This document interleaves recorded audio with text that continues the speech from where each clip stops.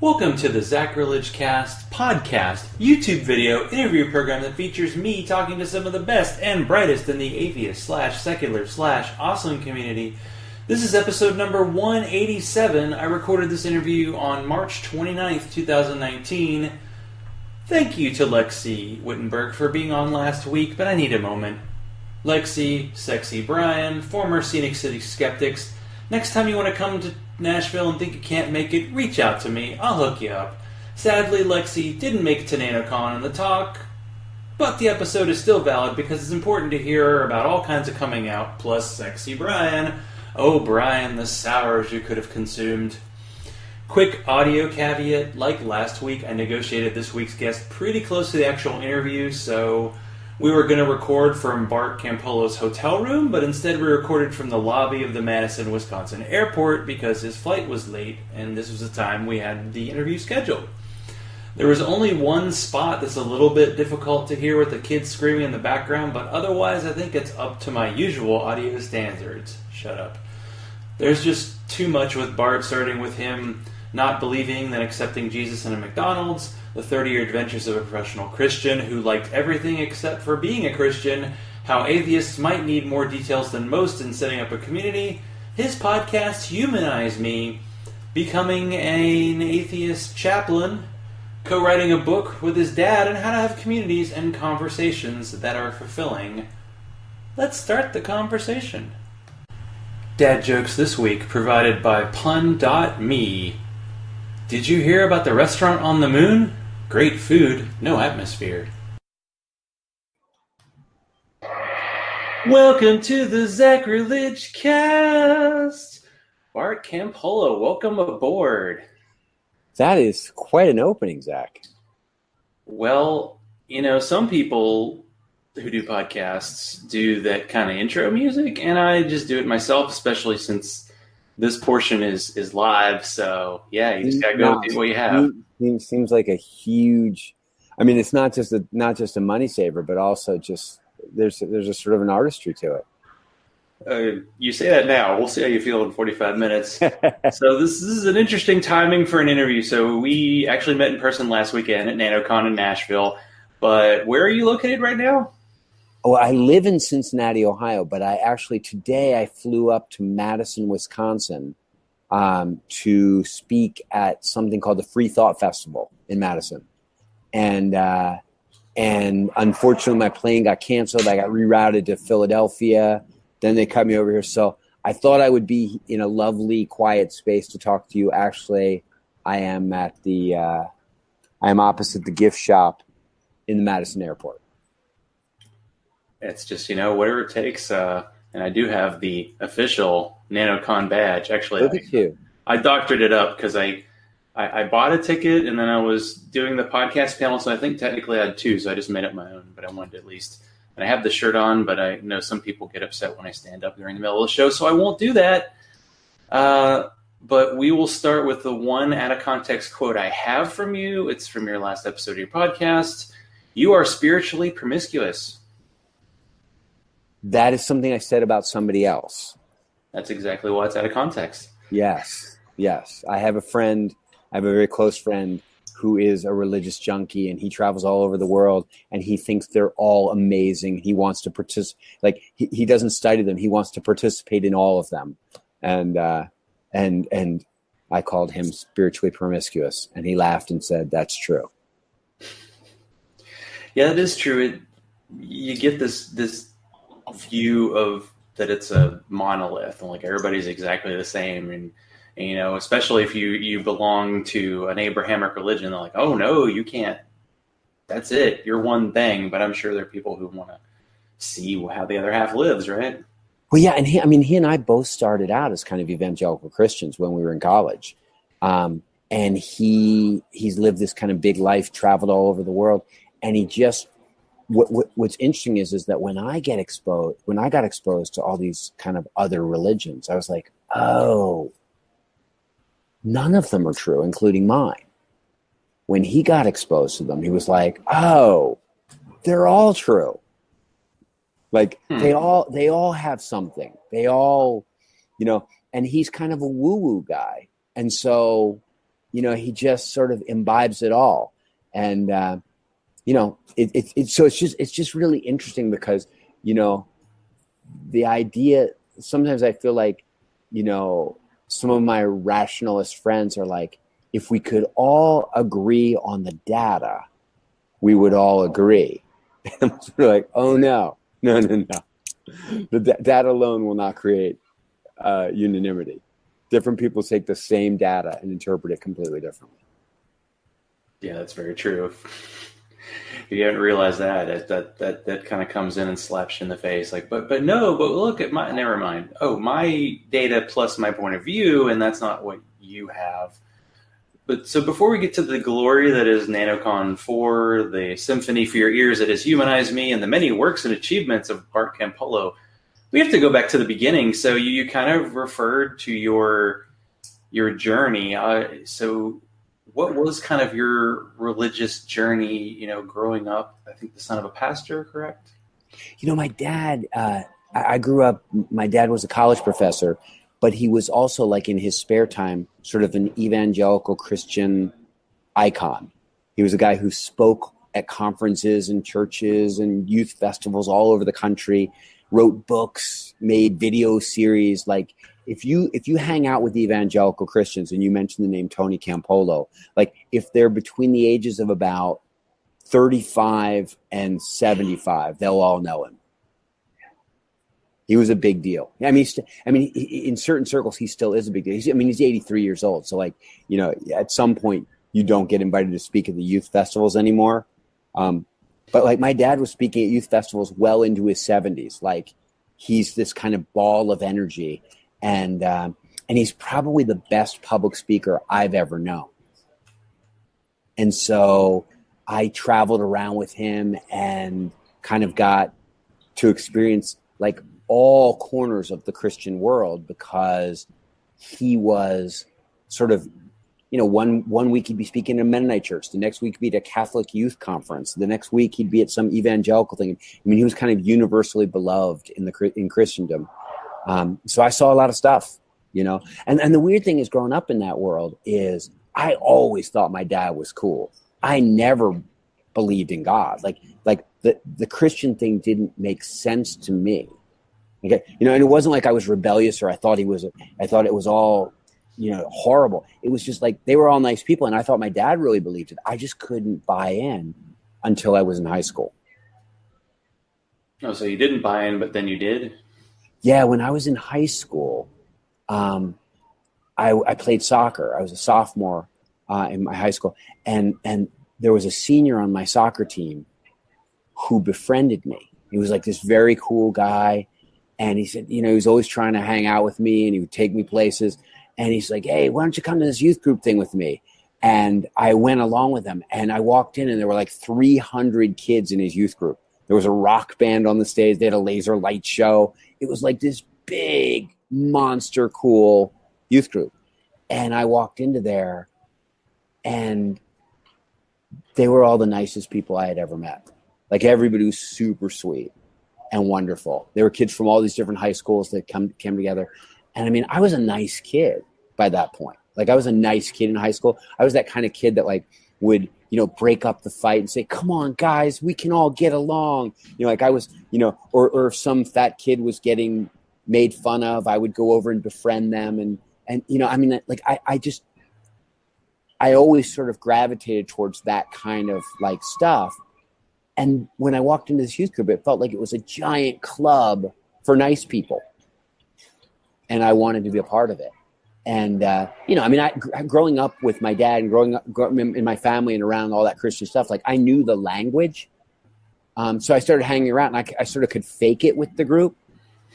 But, at some point, one of the guys took me aside, my friend took me aside and took me out to a McDonald's restaurant and said, like, hey, you've been hanging around us a long time. You seem to be into all this stuff. He said, but, like, I don't think you've ever accepted Jesus Christ as your personal Lord and Savior. So what about it, Bart? Do you want to be a Christian? And I was like, yes, sure. And so we prayed the believer's prayer right there in the McDonald's restaurant, which is not a, it's not a, At a McDonald's. That's Yeah, nice. it's not. I became a McChristian. It's not a glamorous place to become a Christian, but the thing is that what I was really attracted to wasn't the narrative, wasn't the hell and heaven stuff.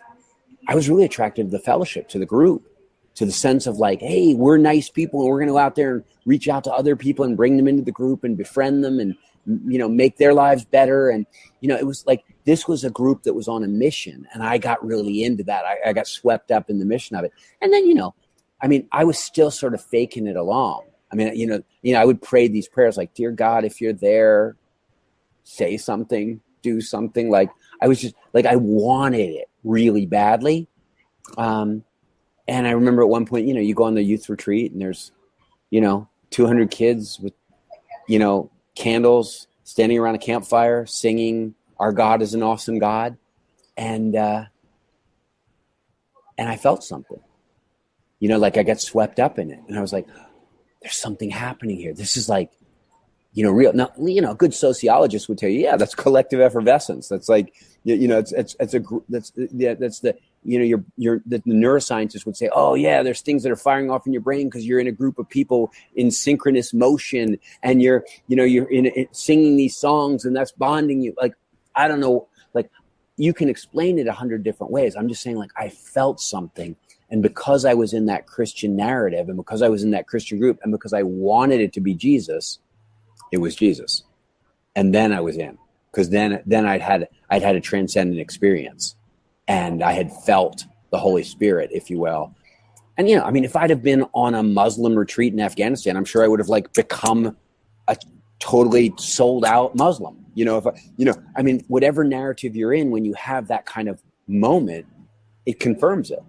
And so for me, that was, then I was really in, man. Then I was a serious Christian, and I was a serious Christian for the next 30 years. Yeah, you bring up an interesting point, because I always think of people who are Christian, because I never was, that like they were brought into it at a very young age and they just stuck with it. But now I kind of see the point of like how Catholic Church like keeps bringing you in every few years to kind of re-accept your faith, because you kind of have to get the excitement again. Like, it can't be the same old thing. So I can see how people, I've heard this story a couple of times, the kind of, in my teenage years, something happened, and that's what kind of. Yeah. Cause think about what's going on when you're a teenager. You're individuating yourself away from your family. So you're like trying to figure out, like, who am I? Like, what's my identity? And what am I going to do with my life? And where do I belong? And who are my friends? And so, you're trying on different identities. Kids go through all these changes. They experiment with stuff. And so, like, all of a sudden you walk into a setting that says, like, here's an identity, put it on. Here are your friends, right? Here's your purpose in life. You're to go out, you're to go out and try to win people for Jesus. And I think that the other thing is that it's something that taps into, like, you've got a lot of insecurity, and the sin thing sort of says, like, yes, there is something wrong with you, Zach, and we can fix it. Yeah. You're emerging sexually. And so there's a lot of mystery there. And sometimes there's a lot of shame, and a lot of parents don't know how to talk to the kids about stuff. So I'm feeling sort of a vague unease or sexual shame. And the church comes in, or the youth group came in my case, and is like, yes, your sexuality is messed up, and we can help you. And so we're going to give you a sexual ethic, and we're going to tell you, and like, it's just the sense of certainty that you're given in a moment of tremendous insecurity is like intoxicating. And so, kids, there's a great old sociology book written right after World War II by a blue collar sociologist named Eric Hoffer. And he wrote a book called The True Believer, in which he profiled the kind of people that are prone to join mass movements, whether it's Nazis or the Catholic Church, or becoming a huge supporter of a football team or a marching band. Like, who is it that like climbs in and sort of loses themselves in a group? And you know what? When I read that book, I thought like, yeah, that was me at 15. You know, like that's almost every teenager. I mean, teenagers are very, very vulnerable to being swept up in a group way of thinking. And for me, you know, and the church, you know, like there were these youth workers and they were very compassionate and they took me on trips and we were doing stuff that felt meaningful. I mean, I was 16 years old. I'm leading a Bible study at my school. And like, I'm changing the lives of other high school kids, like drug addicts who join our Bible study and then like stop using drugs and decide to join the church and stuff like that. And you go like, at 16, you feel like you're literally in a battle for the souls of other people. Like it made me feel really significant, you know, really significant. And so, yeah, I got swept up in it. And I mean, like, you know, all these people that tell you these stories about like, oh, the church was so horrible and there's so much hypocrisy. And I hate it. I had a great time. Met the nicest people, did all sorts of good work, you know, got involved in inner city ministry work, working with poor people, fought for social justice, like had the nicest, met a wonderful woman. Like, you know, Christianity was, I mean, if I could take a pill right now and actually go back and believe all that stuff was true, I would probably do it just like, because then I would have a job again. Because I became a professional Christian, you know, like it was a great life for me. It was just that over the course of that life, as I got more and more excited about, you know, community building or, you know, loving people and transforming their lives by bringing them into a fellowship.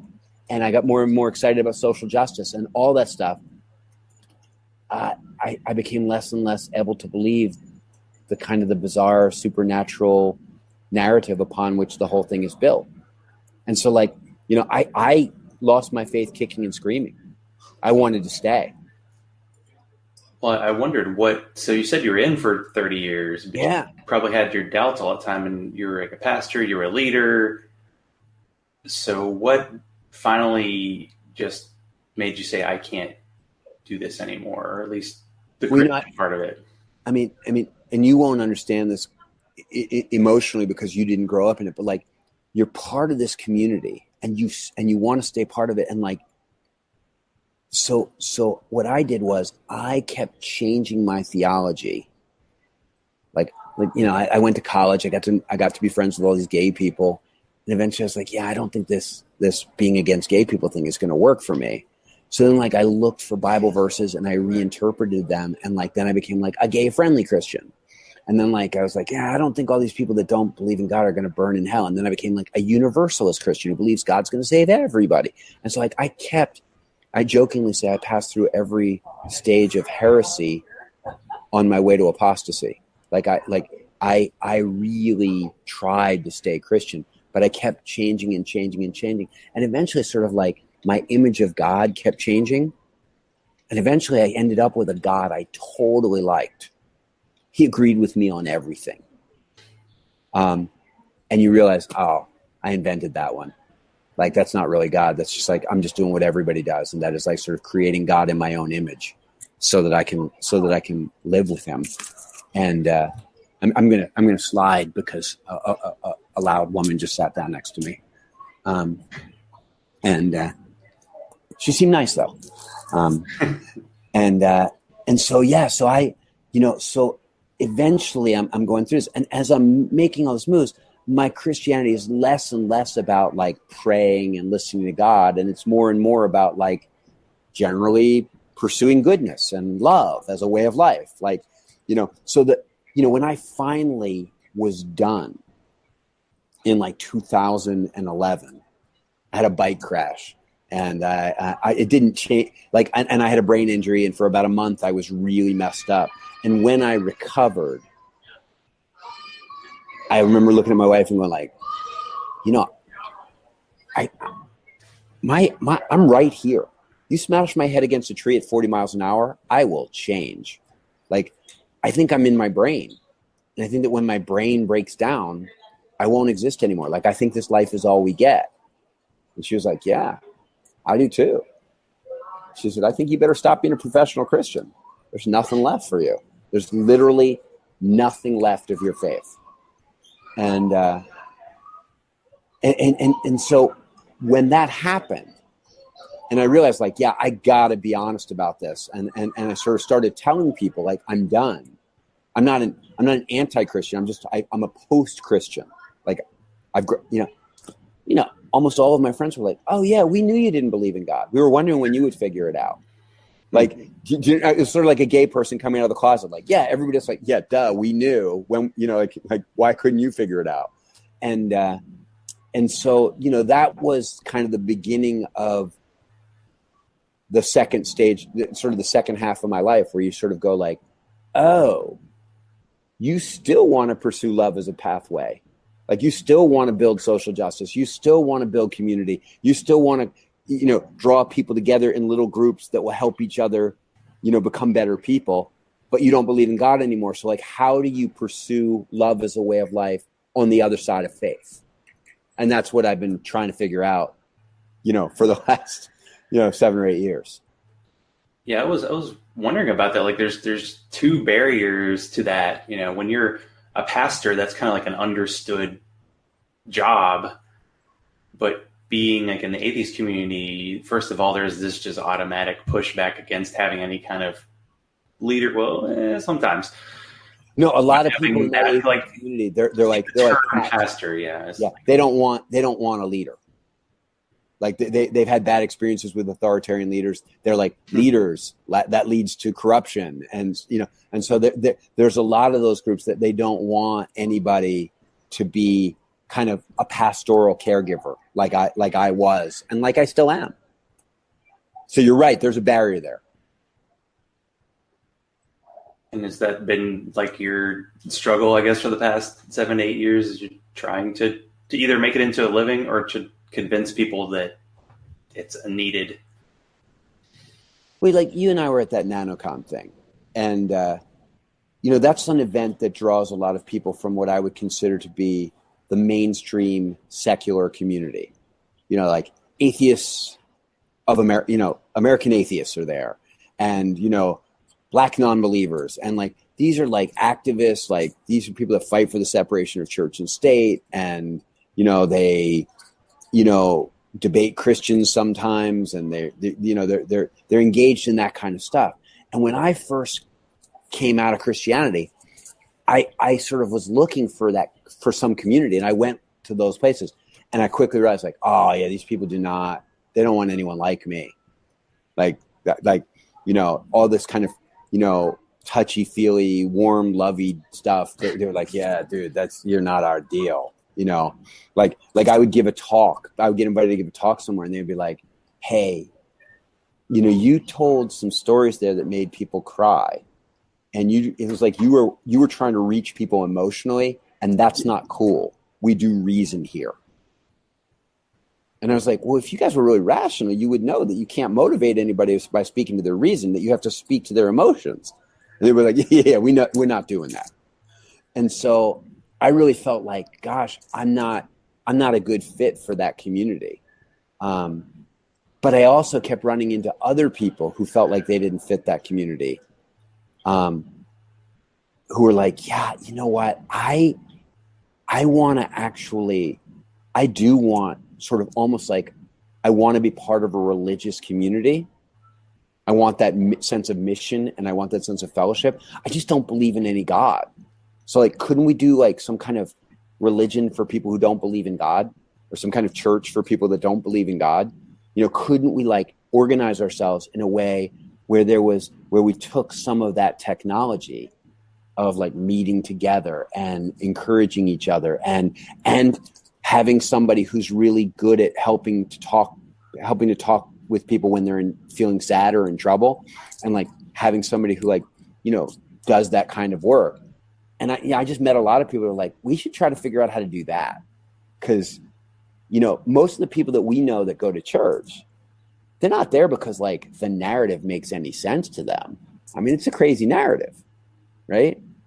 People flying Jesus and people rising from the dead and virgin births and stuff, like that's not intuitive to anybody. The reason people stick with it isn't because it makes sense to them. It's because they need that kind of structure for their sort of spiritual and emotional lives.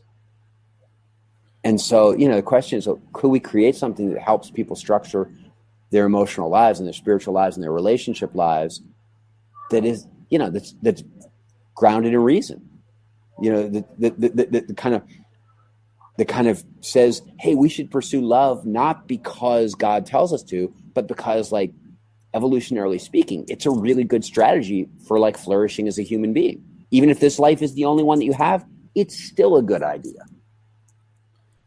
Yeah, I think that idea of, like, 100% reason, if you think, oh, what are the favorite podcasts people listen to, or what are the favorite people they go to conferences to see, they don't go because, like, man, that guy Logic's so good. It's like the ability to tell stories, the ability to throw emotion in.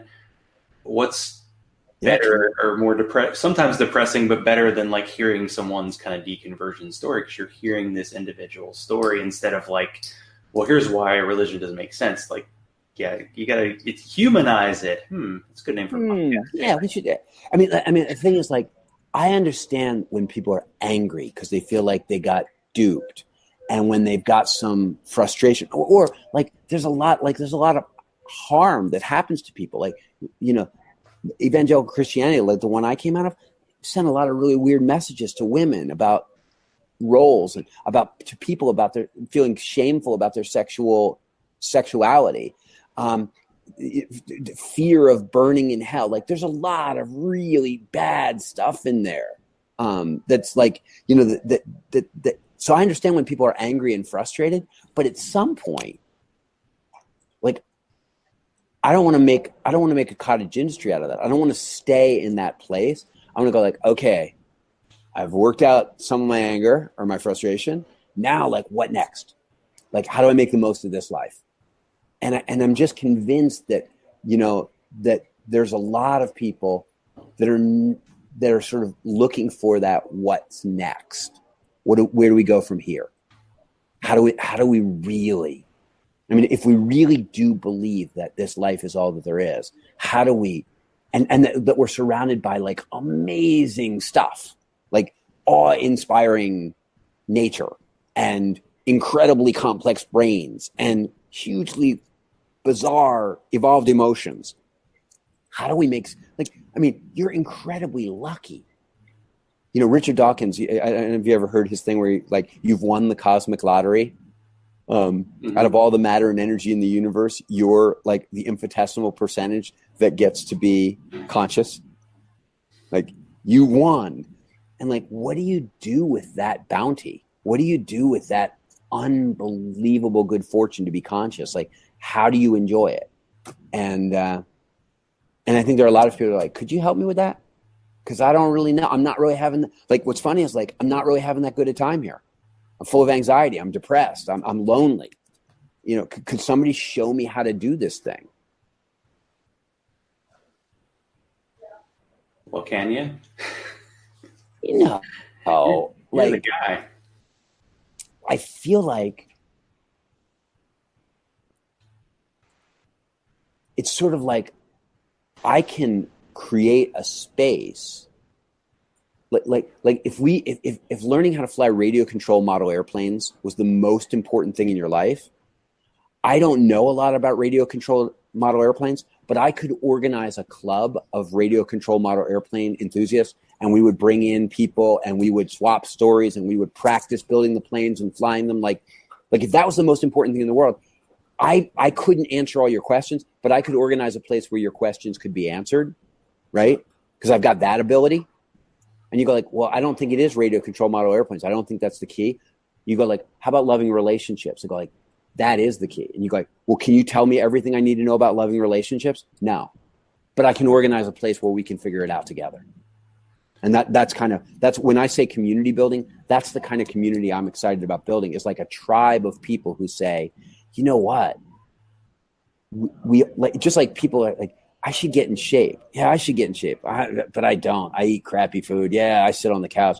We should join a club. We should join a health club, and, like, we'll all motivate each other. Or, like, we should stop, drinking ourselves blind drunk and ruining our lives. Like, oh, let's get together and help each other. There's this sense in which whenever human beings pursue a goal together, they have a better chance than if they each do it individually. And so I'm just like, okay, well, like, if the goal is to make the most of this life using science and reason as kind of helpful tools, hey, Zach, how about you come over to my house and I'll invite Vinny and Marianne and like we'll do it together. And that way, like, if you start to like get a little discouraged, maybe Marianne can encourage you. And then like 3 months later when she's messed up, you can help her out. And like together we'll grow. I think we might be onto something. I wanted to talk about like Nanocon since we were both there, but in terms of as someone who presents at conferences, because you speak at conferences and you're speaking at a conference this weekend, and the frustration you can get because you're like, you know what, I'm talking, but I'm not hearing what other people have to say, and I'm not getting a feel for what's going on in the movement, whatever that is. So maybe you can catch me up. You've kind of done that a little bit already, but in terms of what you got to speak about, you had I think a workshop on building community, and then you actually did like a session where you got some of your Cincinnati people together to show people what it's like to have like a local kind of secular group. Yeah. Here's the thing. What we've started doing in Cincinnati, just like my friends and I, is we were planning to do some big, hairy thing, and we just couldn't get the right venue, and we didn't have enough money. And so finally we're like, let's just do a little soft opening in my dining room. Yeah, I got a big dining room in my house. So we clear it out. We take the table out of there. We set up like 25 chairs, and our friends come over, and we do kind of a Sunday morning program. Like it's a combination of like music, guided meditation, maybe a 15-minute talk. Sometimes there's readings. We mix it up, but it's always sort of thematically oriented to kind of help us to think through something like self-care or forgiveness or how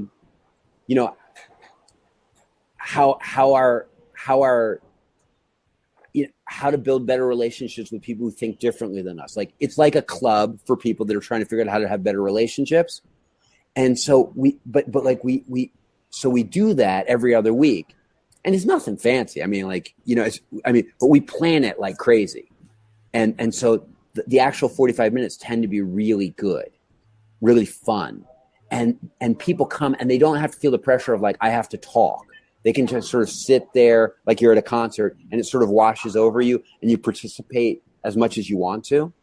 So anyway, when we were at Nanocon, the first day I was there, like I did this thing about how to find your tribe, which was or how to build your tribe, which was kind of aimed at people that are feeling isolated in their secular goodness.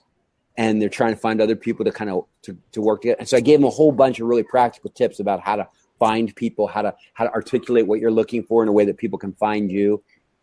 But like ultimately, most people are like, yeah, but what would it look like if we actually did it? And so then on the Sunday we took what we do in Cincinnati and we just took a sample one of those and we just did it. Were you there? No, I was listening to the Black Non-Believer one, so I was in the building. And wow. There were like 35 people there, and it was really moving because they were 35 strangers when they came in, but like the whole thing is about connecting people to each other, and we went through some stuff together. And by the end of it, it was like we had all had this kind of emotionally resonant, yet completely like appealed to our reason. Like there was nothing there that made anybody go like, that's woo woo. Like it was all straight. But afterwards, like people were like, that was so great. Like I really feel refreshed. I really feel inspired. And I was like, you could just go do that in your living room. And on the show, we have this like Patreon page. Every podcast or a lot of podcasts have these Patreon pages where people support the show, but we also post special content there. And so what we've taken to doing is we post the outlines and the videos and the music and all the stuff that we do, including like a little video of the talk. And so if somebody wants to do something like this in their living room with 10 of their friends, but they don't have all the planning time, and that's not their gift, is planning cool meetings. They can just like bogart our meeting and do it. It's like a do-it-yourself home meeting. And so a lot of the people that came to that thing were like, that's what I'm going to do. We're going to do that at our house. Well, that's pretty amazing, because you can kind of step people through like why they should do something, but then showing them the how is important too. And I think that was the good part of Nanocon. As I mentioned before, the downside was I think there were like 13 different workshops. So even if you saw 2, you didn't really, it was hard to see it all. And I guess that's the whole point of a conference. I guess I never, like when I used to run conferences, you're trying to find the sweet spot, because I wanted every seminar to have a lot of people in it. Because, you spend money to bring these seminar speakers there. You want people to be exposed to them. But like, I didn't want to have, you still want to have enough variety so that people could find something that like really, really reached them. But I think at all these conferences I go to, like, I feel like there's so many presentations, and there's not enough time to stand around and talk about what you just heard and sort of like process it. Now you got to get to the next presentation. And so I think there needs to be a little bit more time for people to process. Yeah, that's true. You've probably seen it all in terms of conference life. But outside of conference life, you are a humanist chaplain at University of Cincinnati. So how does one get into that position? And do people go, well, why do we need a chaplain? Well, I mean, how you get into that position is you show up on the campus of the University of Cincinnati, you look around, and then you like print yourself some business cards at Kinko's that say you're the humanist chaplain. And I'm the humanist chaplain at the University of Cincinnati. You go like, they don't pay you. You're just like, did you go to college? Yeah. Yeah. Where'd you go? University of Missouri. Okay. So at Missouri, I guarantee you, like on your campus, there were a bunch of Christian kids involved with like Campus Crusade for Christ. And then there was like a Catholic student union. And then there was like a little Muslim student club. And then there were like, there are all these Christian ministries that are on these campuses and other kinds of ministries that are, and none of them get paid. Like they all get supported by their local church or by their supporters, because they're like, go to the campus and proselytize people for Jesus. In a sense, I go to the campus to proselytize people for making the most of their life. So I don't go there to try to undermine Christians on the campus. I go there looking for all the atheist students, the kids who don't believe in God. And I end up going to them like, so, like, you don't believe in God? And they're like, no. I'm like, so you think this life is all that there is? And they go like, yeah. And I go like, so what are you going to do with your life? And they're like, I don't know. Like, I'm going to get a really good job and buy a boat. And I'm like, really? Like, you have one chance at consciousness, and you think that the way to make the most of it is by making rich people richer and buying consumer goods? I think there's more. And they go like, well, what would be better than that? I'm like, well, there's this other kind of lifestyle that you could live, where you could proactively pursue goodness, where you could try to make the world better for other people, where you could try to build relationships that were really significant, where you had a lot of meaning between you, and where you cultivated a sense of wonder and gratitude for the privilege of being alive. And you actively sought out experiences that would turn you on to like how cool the universe is. And they're like, well, why would you do that? I'm like, well, because every study I've ever read says that people that do that live longer, live happier, and register much higher degrees of satisfaction with their lives at the end. And they're like, yeah, that kind of makes sense. So like, I'm trying to turn people on. I'm not trying to turn Christians into atheists. I'm trying to turn atheists into people that are fully actualized, And so it's and you say like, why do you do it? And I go like, because it's really fun. It's really fun to see the light bulb turn on in a kid's eyes and them go like, oh, life is way cooler than I thought it was. And like, oh, I can have friendships that are way deeper than I thought I was going to have. And so it's just fun to kind of watch people that you go like, well, why do you want to help them flourish? And I go like, oh, because that makes me flourish. Like it's selfish. I mean, like, if I thought making a lot of money was more fun than turning young people's lives around, I would go make a lot of money. But I think turning people's lives around is a lot more fun, a lot more exciting. Well, do you have like an official relationship with the university, or just kind of get together and? Now, when I was the humanist chaplain at USC, I had an official relationship with the university. They didn't pay me, but the dean of religious life, it was a private university. They had a dean of religious life. He invited me to come to the campus to be the chaplain. He gave me an office, gave me access to professors. It was very easy to work there. And I built this lovely secular student fellowship there that still exists. As a matter of fact, the person who, when I left, my friend Ryan Bell said, I'll be the humanist chaplain there. And so now he's the humanist chaplain at USC. And it's a really beautiful thing. At the University of Cincinnati, it's a public university, and they don't have any kind of office of religious life. And so you really are kind of a pirate. You're doing your, they know I'm there. And like, I go out and set up a table like anybody else can, and, put a sign out that says, are you a humanist? And students come by and go like, I don't know. What is a humanist? And then we're off to the races. And that's how you recruit kids to join the group. And then once you've got those kids in the group, they recruit other kids to be in the group. And that's kind of how you build a secular student fellowship. Okay. So you're able to, I guess the Christian people come in and do the same kind of thing. Exactly. And I think on campus, or they're individuals. Yeah. With them. What's funny is my office at UC is not given to me by the university.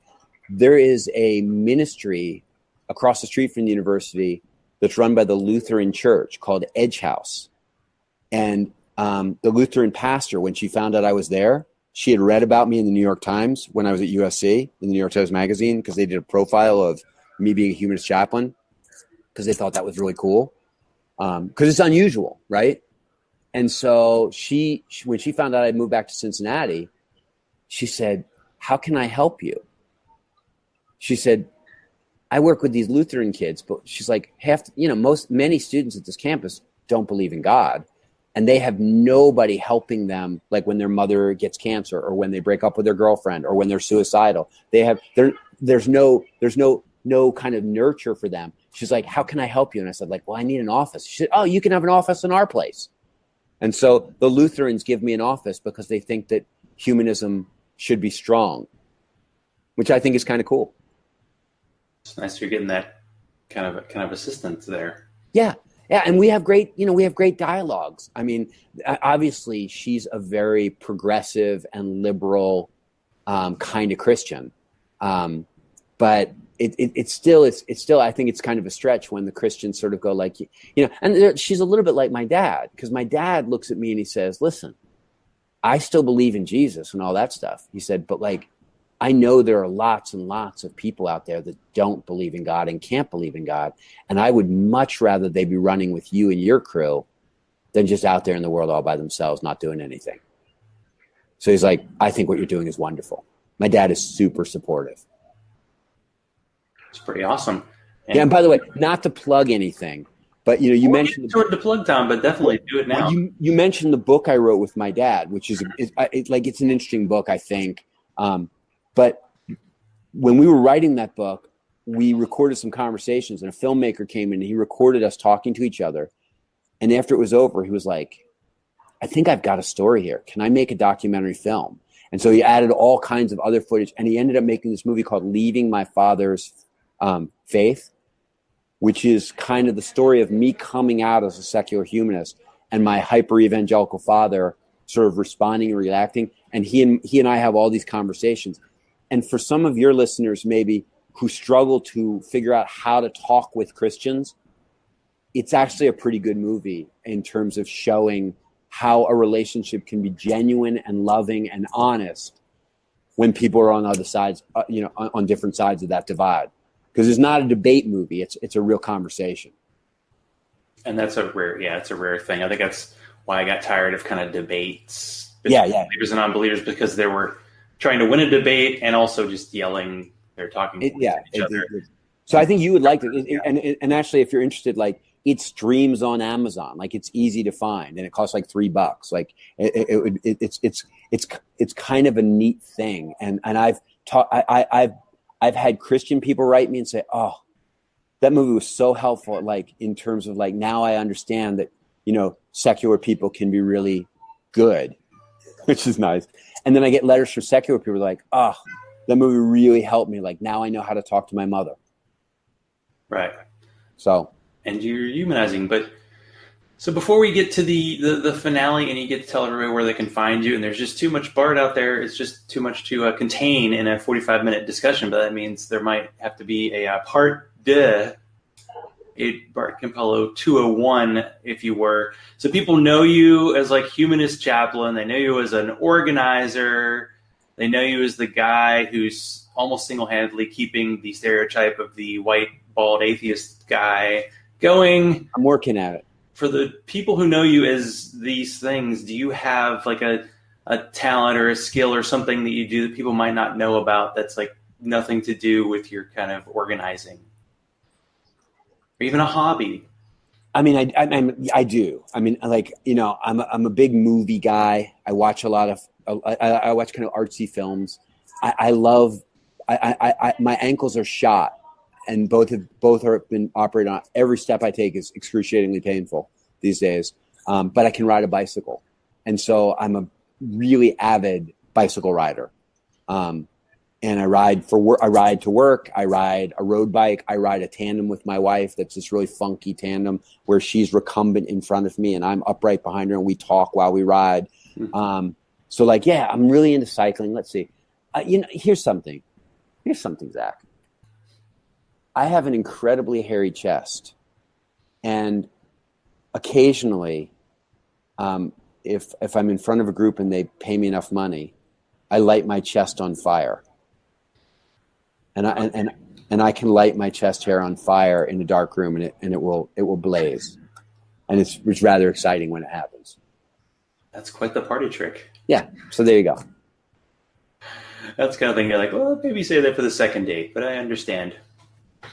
But oh gosh, we could have some bike stories. We'll say that for another time.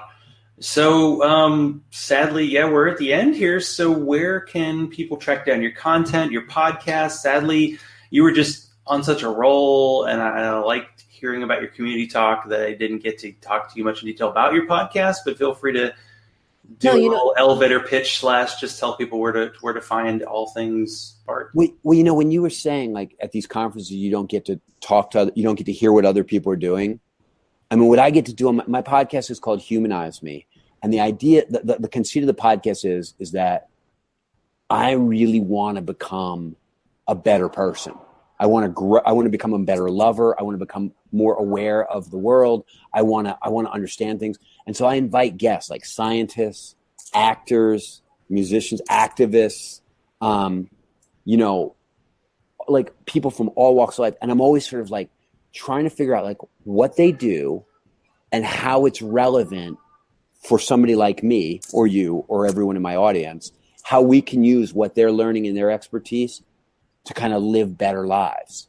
And so, I talk to an incredible array of people, and that's kind of how I know what's going on out there. And so sometimes I'm talking to people that you would know, like a Seth Andrews or somebody like that, or somebody in the secular movement. And then sometimes I'm talking to like a philosopher like Peter Rollins, or an actor, or somebody, like I talked to this one woman, Holly Laurent, who actually runs a podcast now called Mega that a lot of people are listening to. It's a parody of a mega church.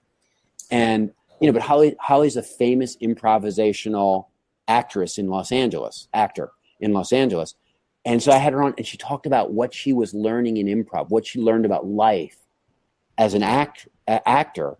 And then it was incredibly, it was like all this yes and like going with the other person. Stuff was super applicable to me. So the podcast is like humanizemepodcast.com, or just Bart, you just Google Bart Campolo, you'll find it. The podcast is kind of my biggest outlet. And then there in Cincinnati, I'm doing my little local organizing thing. So if somebody's coming to Cincinnati, they should call me, check in, and I'll see if they can come visit us sometime. And then, I do the work with students. I wish I was a better writer, because then I would write books, but I don't really write books. I just have the one.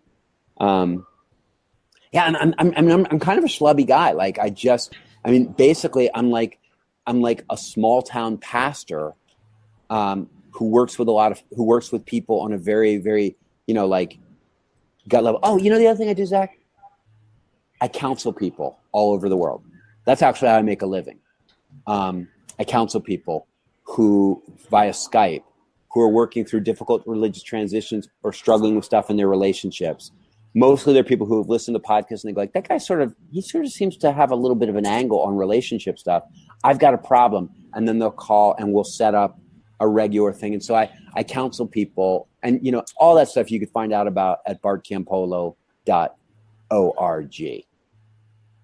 Is that enough of a pitch? I think you got it. Yeah. All right. It'll find you. I'll include all links in the show notes. And thank you, Bart, for allowing me to actually get someone from Nanocon on this week. I was like, oh no, I'm not going to be able to do it. And then you reached out to me last night. And listen, I'm so grateful. This whole movement of trying to make the world a better place in a secular way. This is like the Silicon Valley in 1960. Bunch of people in their garages trying to figure it out. And eventually some big things will emerge, but really we're just all trying to figure stuff out. We're just all trying to figure it out. And I'm just so grateful for the work that you're doing, that you're consistently putting out content that's aimed at sort of bringing good messages to people who might feel a little bit isolated out there. So, it was a pleasure to meet you at Nanocon, and I feel really honored to have been on your show.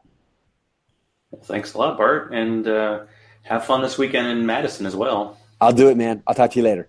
All right, sounds good.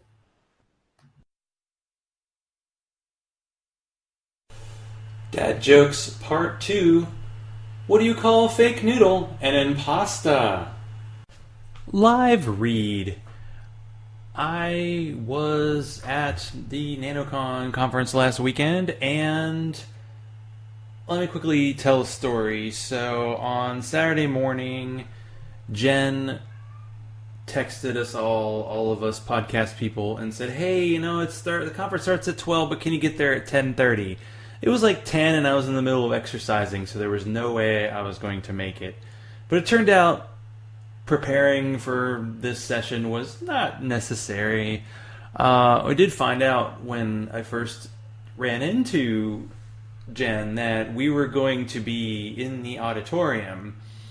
So we were like, okay. And when the first sessions began, everybody who was at the conference and was going to be at the conference showed up in the auditorium. We saw that it was half to maybe 2/3 full, and maybe not quite as big as last year's group, and thinking, I wonder how many of those people are actually going to show up to our session. So what they did is almost like one of those speed dating things. Everybody who was doing a workshop session after the kickoff did a little pitch, and there were so many people on the stage. There were 15 people on the stage. There were going to be 13 workshops. There were going to be 2 in a row, so you could see multiple ones. And we were just going to be one of those. So when it was time to do our session, the entire audience left the room, and we wondered how many people actually were going to show up. Well, turns out not too many. I think we ended up getting maybe 10 to 20 for the second session, but the first session, when we first started talking, we were not even sitting in chairs. We didn't have microphones. We were just sitting on the edge of a stage with the audience sitting in front of us, and we were outnumbered them. That sounds good. But since Marissa recorded it, and it's this week's Inciting Incident, I figured if you do want to hear it, please do. We did 2 sessions, so I'm not quite sure how the audio worked out. I don't like listening to myself, and I don't think I need to hear that again, but I think if you want to get a feel for what we actually talked about at Nanocon, please do. And also, if you want to get kind of a feel for the bar report, Mueller report, Opening Arguments is a good episode this week about it, and how the bar report and the fact that a lot of seemingly liberal people went with it and ran as if it were not gospel but actually true, well, there you go. So if you want to support this show, be like Bobby, Hugh, Teody, Larry, Daryl, and the other Daryl, and go to patreon.com/Zachrilege. If you listen, I discovered that people don't even care about shout-outs or anything else like that. They want cat videos. So I produce cat videos. And you're not seeing my fucking cat videos unless you give me at least $1 per episode.